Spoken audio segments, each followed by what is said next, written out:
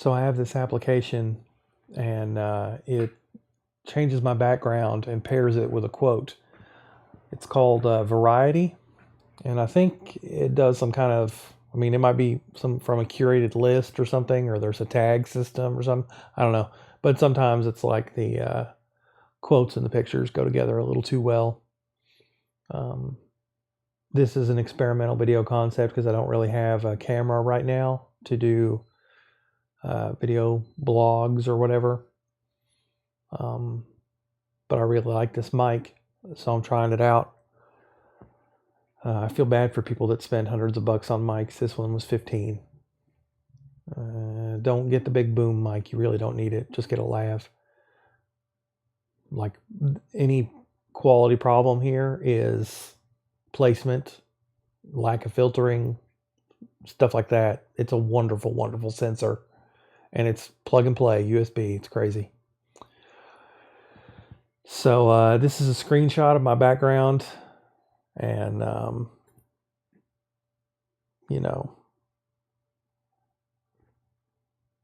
I wanted to talk about it.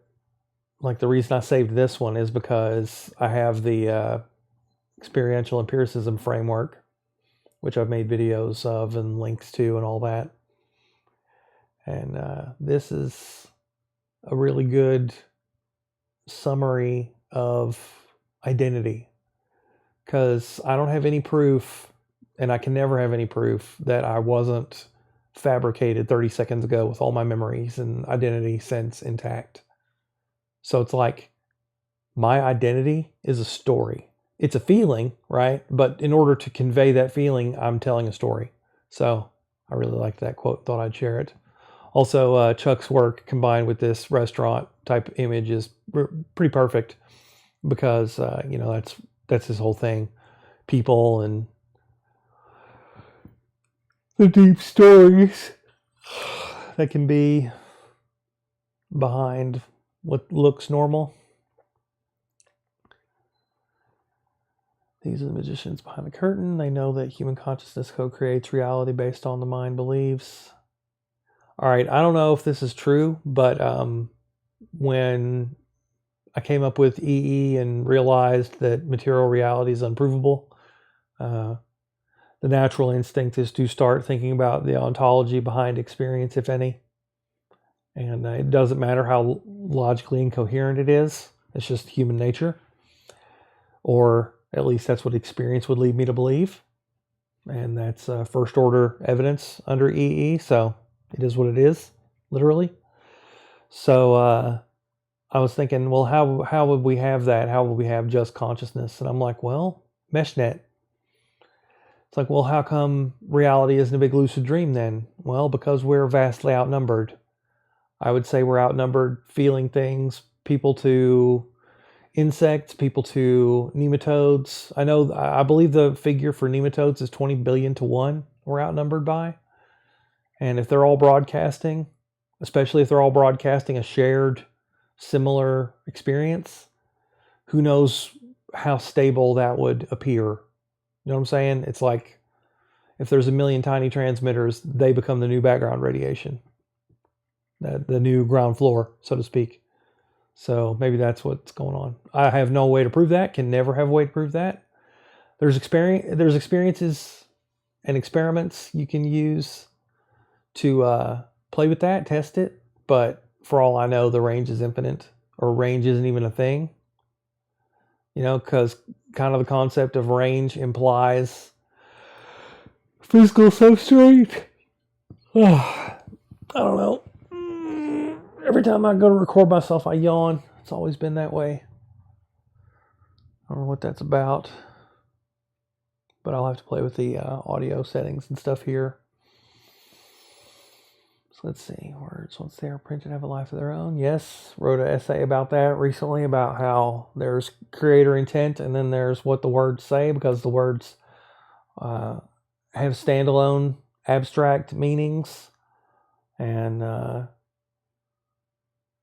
that third thing, like when I have a word and you have a word and we both have a definition of what it means in our heads, even if we agree to the best of our ability, it's different. There's a third thing that represents an average of the definitions of those two people.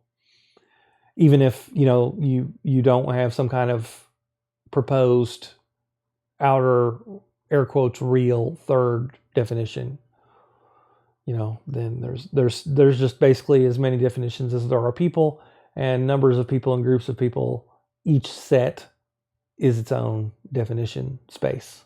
So, yeah.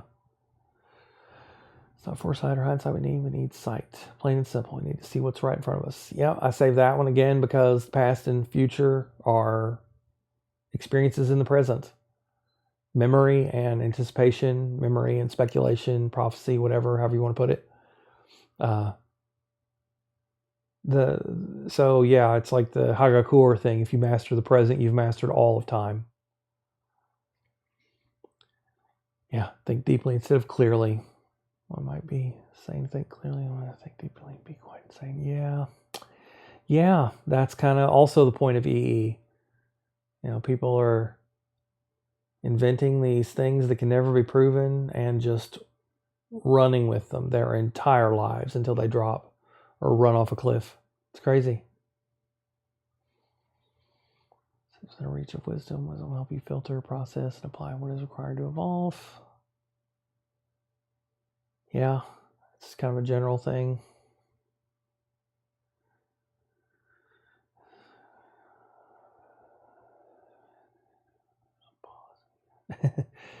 Well, I'm still in the ignore me phase. I've had a couple people say I'm mad, but not really about this yet. The people who even discuss EE with me, they essentially just say I'm wrong without saying why. And they don't say I'm mad. Like, they tend to just say I'm a bad person, basically. It's like ad hom character attacks, but not, honestly, nobody's calling me insane. Well, I suppose the guy that said I was a solipsist was calling me mad, because I guess that sort of implies mental illness, but does it really? Anyway, I'm not on this list yet, but I guess I kind of hope. I mean, I would like to skip the mad and dangerous phase and the pause being real, but whatever. Yeah, that's really good. That's real good. You pay attention to what pisses you off about other people and make sure that you're very aware of it being a thing and it potentially being a thing about you. Like, even if this isn't true, it's just a really good habit.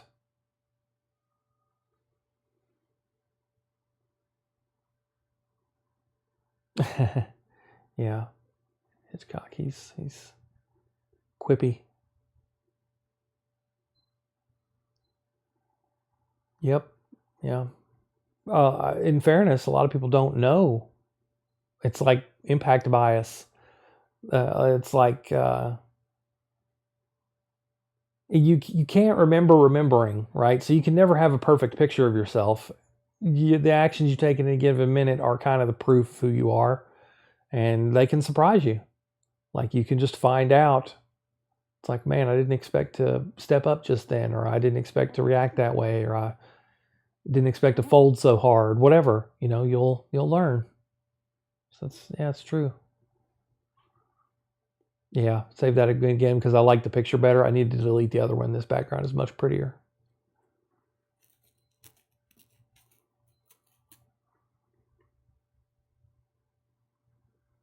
This is so true. And it's funny because it's kind of antiquated, stilted speech. So I don't know who Samuel Johnson is.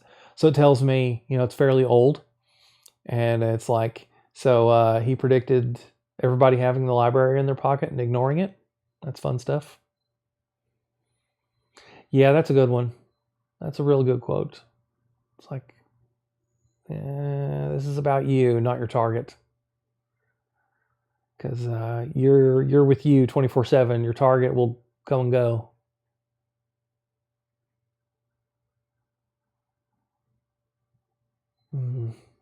Yeah, that might be true. I've spent most of my life alone. Like, not that I didn't have people in my life. It's just, I'm just saying, like, hours spent most of them have been in my own presence alone. Sometimes with a pet, And I think that's true of a lot of people, and they don't even realize it because of how much time we spend sleeping and dreaming. But also being real, being conscious while you're asleep is only like a half hour out of every 8. And of that, you get to keep maybe 10 minutes, a week. I don't know. I don't know how many dreams you remember, but it's not many for me. Yeah, that's really fun. Yeah. One of those universal paradoxes.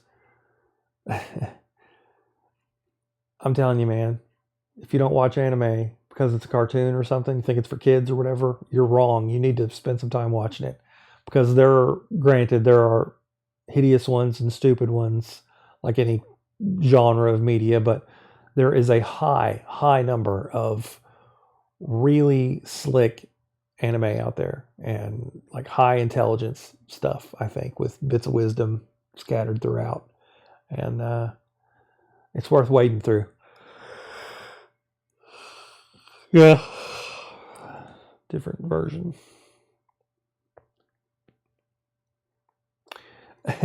This one made me laugh because I'm not a dad. So let's hope, right?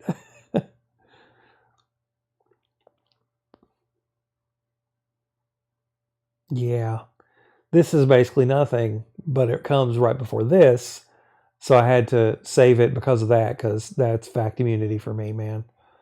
And holy shit, it took me forever to notice it. And I guess I should be proud, because it seems like nobody else has noticed it at all. I call it core belief immunity, and I have papers up about it. Yeah. Yeah. He was speaking in the I don't remember what the exact context was, but I know he was speaking in the broad sense. And even if not, I wanted to keep it because, it's good art, and work is shit, and we should be angry about it. Work is inherently evil. You're intentionally setting your decision making aside. And I'm not saying that's bad because submission is bad. I'm saying that's bad because moral abnegation is bad. Like, you don't get to just it's like following orders. Nuremberg defense, and it doesn't work. I was just doing my job. No. Just you were doing your job. You allowed yourself to be in that position for money. If your job is evil, then that makes you evil. You did evil for money. Working in a prison is the same as being a flesh trafficker. End of story. I don't care if you're a therapist in the prison. Don't work for the system. Starve it of your services. It's like, I don't care if you give back rubs in a camp. You're still working in a camp. Yeah. Also true. That's so much of EE was in here. It was kind of crazy.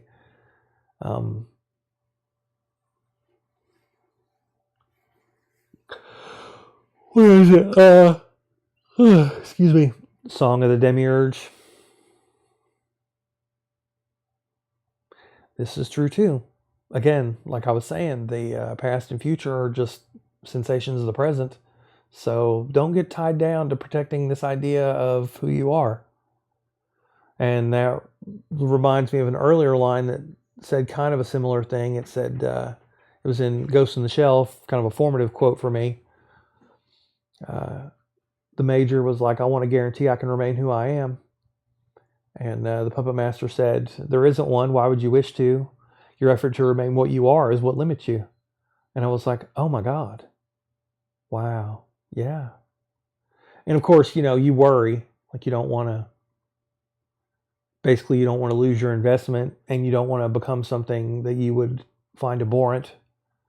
But I don't know. That can happen anyway. Yeah, that's another one. It's like, yeah, be real. Don't build your morality on fakeness. Yes. Yeah, that's another good one, obviously. It's like, act quickly. Sometimes not acting is worse than acting badly. Sometimes anything is better than nothing.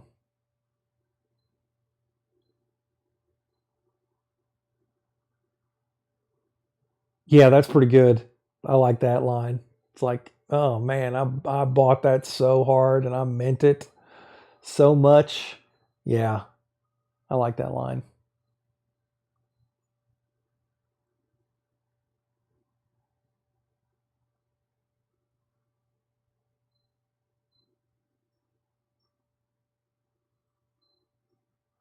Yeah, I think that's again EE, like you can't ask what experiences are made of because they all arrive as a whole. Like you can dissect the memory of them later, but your later memory is just one experience. You only ever have the one perspective at any given time.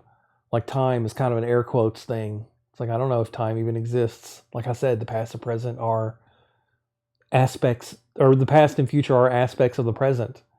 And I don't mean they come from it, because I mean I'm not sure that there is one. You know what I'm saying? Until I'm there, then it's the present again. See what I'm saying? Every experience is uncuttable. It can have multiple aspects in memory, and you might feel multiple aspects at the same time, but that doesn't mean it has composite parts. For instance, you can't cut the red from an apple. You know what I'm saying? It's like it is red and it is an apple. Things can have singular things can have multiple attributes. That doesn't make it multiple things, or even really a composite. Now, representationally, it is, because like you have the attribute of red, the attribute of roundness, the attribute of sweet, whatever. You blend them all together and you get an apple. Okay, I understand that as a concept, but that's kind of ad hoc. I'm kind of doing that post facto. I'm just like breaking it into sections afterwards, because when it's in my fucking hand, it's one thing with multiple properties, and I experience it as one thing with multiple properties, and I don't even really experience the multiple properties. This kind of goes to the binding problem. So yeah, just thought I'd share that. Yeah, that's a fucking problem. People forget. You know, they've let themselves be deluded by moral accounting fraud, or they've lost sense of the point of priorities and cognitive rigor in the first place. It's like, you're not supposed to live your life working. You're supposed to live your life for a purpose. And the purpose is baked into every experience. Every experience has valence. And basically, it's ethical hedonism. Don't hurt people. Don't hurt yourself either.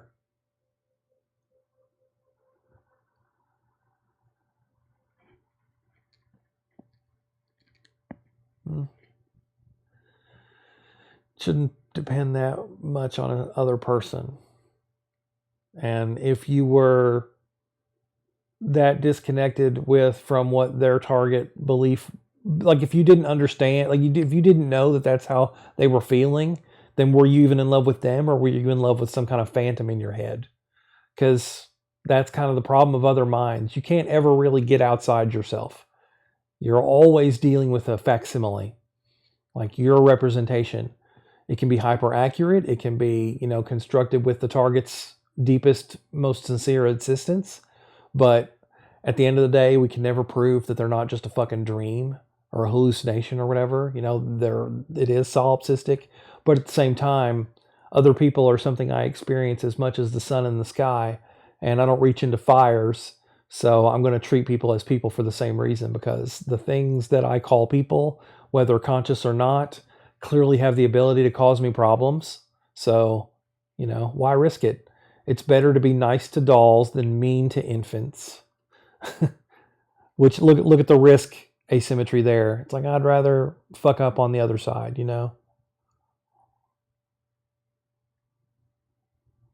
Yeah, apparently so. Again, EE, look at the genealogy paper. I saw experience as the only thing, and was like, hey, wait a minute.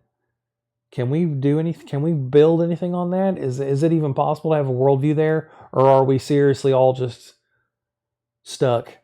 And apparently, no, you can rebuild everything. We're stuck in the, like I said, the other minds sense, but we can build science back and we can make it infinitely better. That's EE. And, I hope I get people to listen.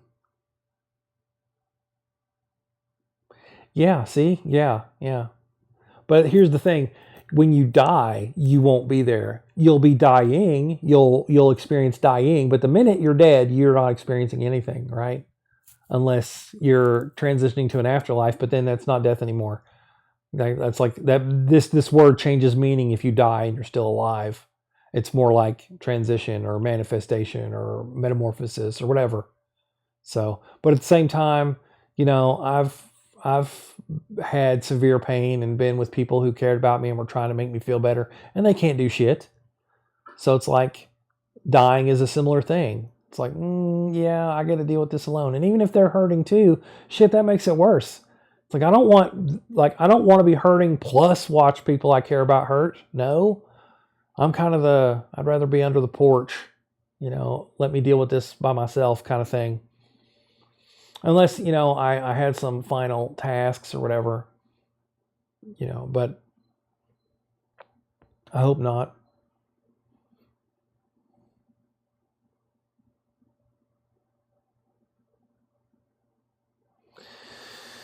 Well, yeah, because it's a fucking problem. You see all these people around convinced they have Santa, and it's like, didn't you learn your lesson when you were 8? It's like, what? Are you not seeing the parallel there? Be good, get presents.